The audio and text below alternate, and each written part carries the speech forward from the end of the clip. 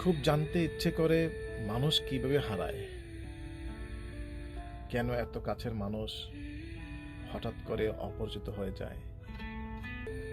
যাদের জন্য প্রত্যেকদিন অপেক্ষা করি, তারা কি করে পারে কোনো কিছু না বলেই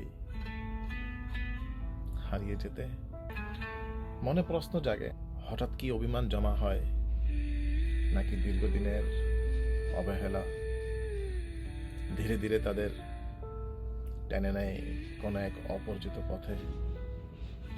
কিছু সম্পর্ক হারিয়ে যায় সময়ের স্রোতে, যেখানে কেউ ইচ্ছে করে ছাড়ে, আবার কেউ বাধ্য হয়ে দূরত্বে হারিয়ে যায়।